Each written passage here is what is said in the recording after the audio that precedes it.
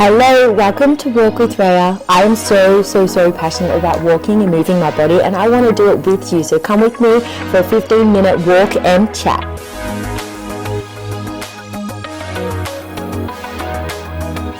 Hello guys, welcome back to my second episode of Walk with Raya. This is where I actually get to go for a walk with you because I love going for walks with my beautiful, amazing friends. People that I'm blessed to know. So I want to be able to do it with everybody. This is my chance and my way of being able to go for a walk with you. So if you're keen, chuck your runners on, put your headphones in and press play. Well, you're already pressing play, but maybe press pause, get ready for a walk, and then press play and come on a walk with me. If you didn't see, I actually posted my first one last week. So, you know, if you didn't do that one, now means you can catch up on 2 walks with me, which is nice. And last week I spoke a little bit about my health journey regarding like nutrition and fitness, and you know the reasons of why I used to do a lot of things as like a punishment rather than as a way to really look after myself. I'm going to press pause for 2 seconds because I'm going past a building site. So hold that thought. There's like a massive construction building happening behind me. That is what was so loud. I don't know if you heard it, but I could, and it was distracting me. So let me continue. That's what I spoke about last week. And last week I actually mentioned that I really wanted to speak about binge eating on this second episode.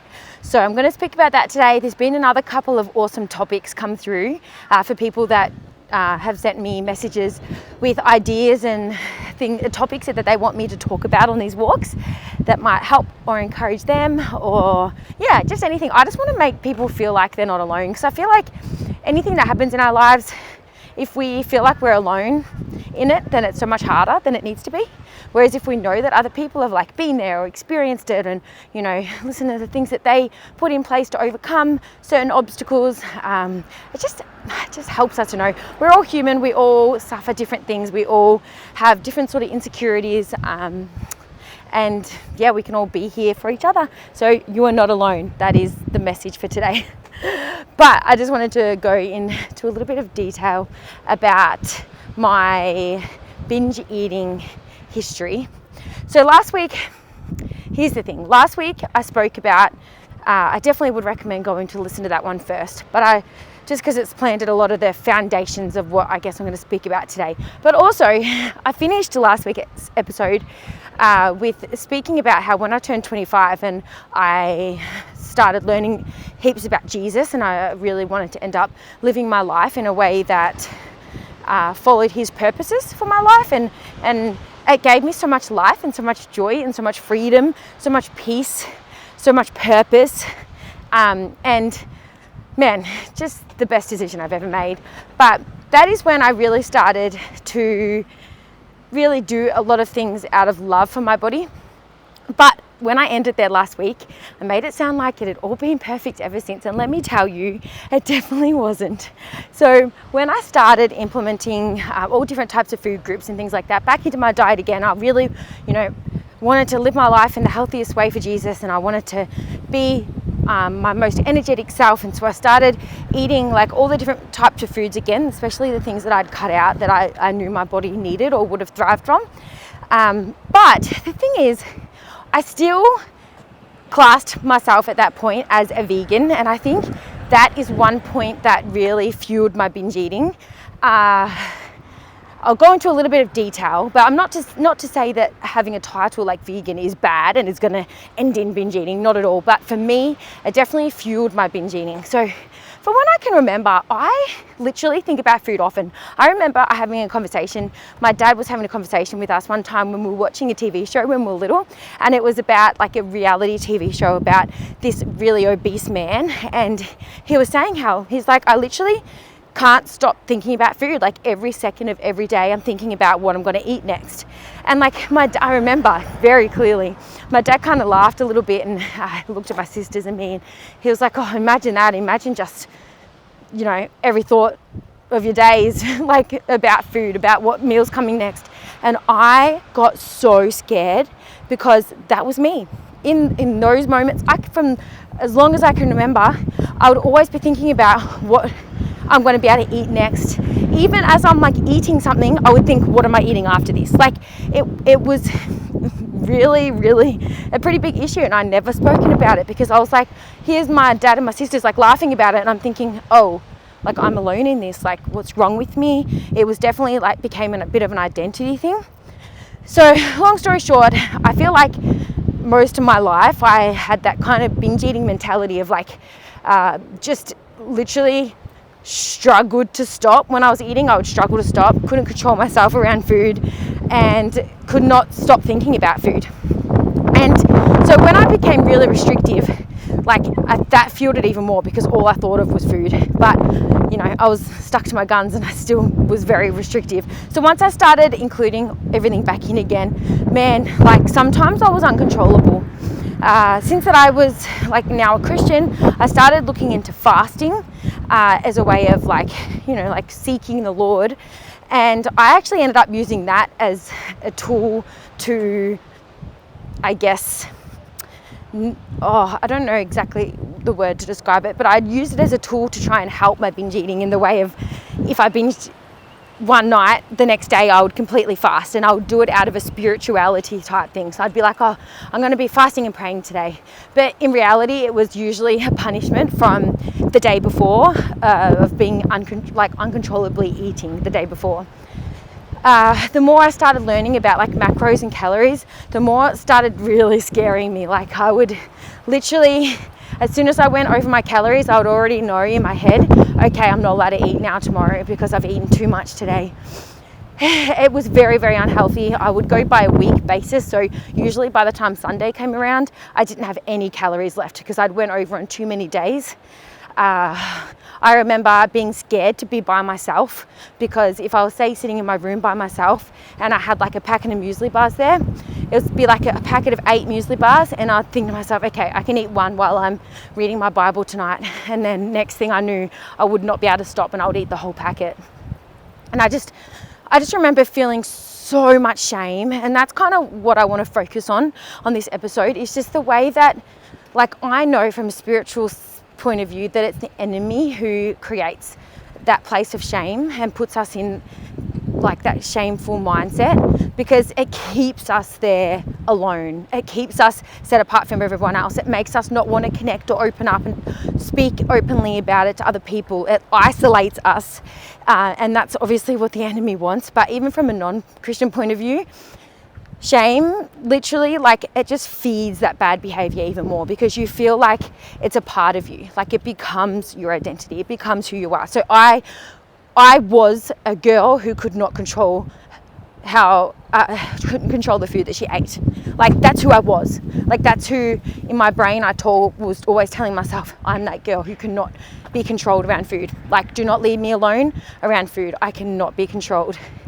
I remember starting to get into a lot of intermittent fasting, and that fueled my binge eating even more as well. I would not let myself eat until 12, and I did it out of health because I wanted to be good to my body. So I found some studies that spoke about the benefits of intermittent fasting, and so out of wanting to be good to myself and like look after my body now, because I didn't want to use exercise and food as a punishment anymore, right?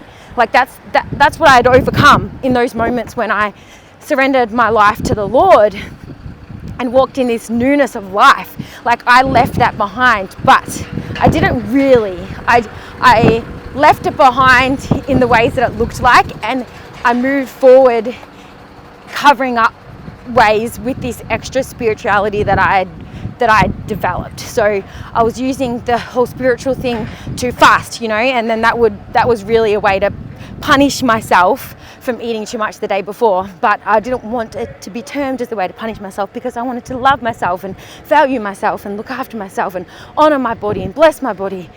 So I did it.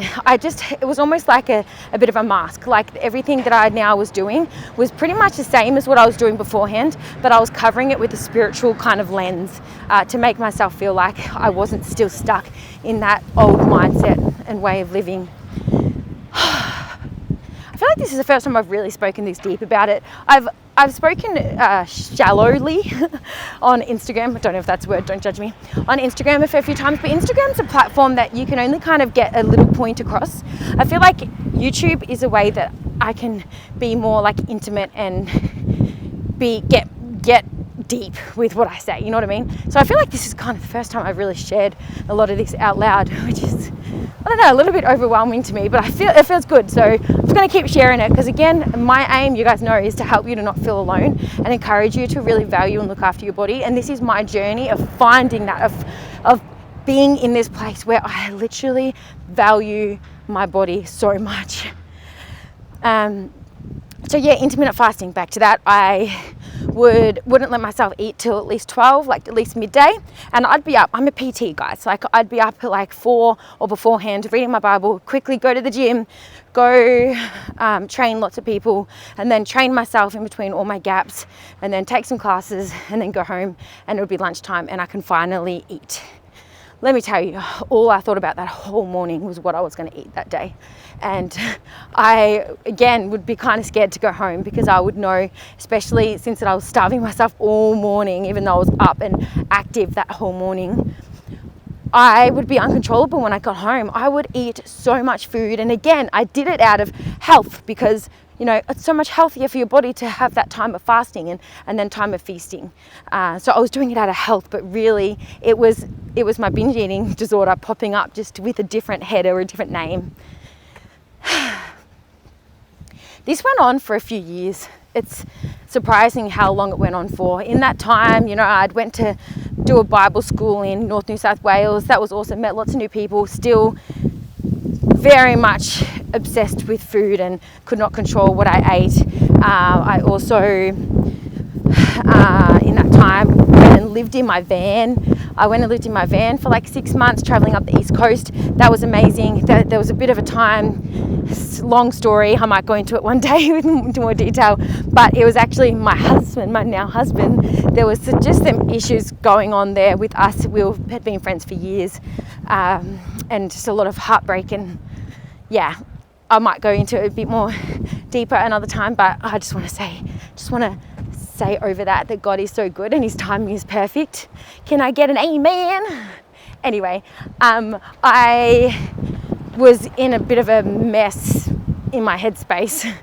Mentality, my mental health was pretty shocking at that point, and I went in my van and still doing intermittent fasting, still doing a lot of days fasting. I would sometimes do multiple days fasting, but in that time I would also run like half marathons, because it was just me and my dog in my van. So I was like, what else can we do?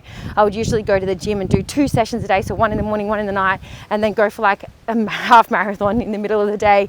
Would be walking everywhere, and amongst all that I was usually fasting for 1, 2, 3 days at a time, and then overindulging on the other days, because I was just sitting there by myself. Again, I didn't trust myself to be by myself, because I didn't trust myself around food.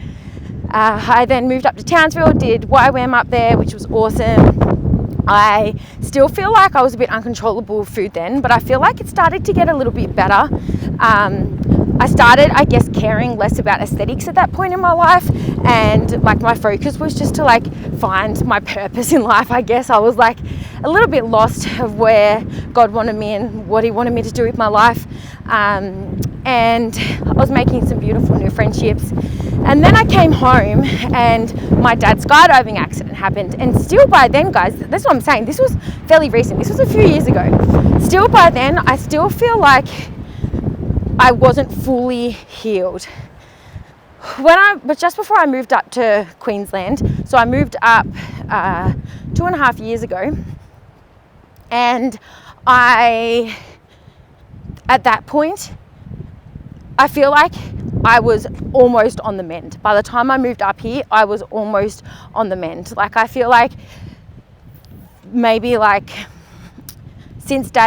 between Dad's accident, which was in July, the start of July, the end of July, all the way until January when I moved up the next year, so that's like 6 months worth. That was a very big time of healing for me. It was like still Victoria lockdowns were still pretty hard, and I feel like I really started to heal from my binge eating disorder 100%. Right now, if I could go back in time, I would have went and got professional help, and I think my healing process would have been a lot faster then.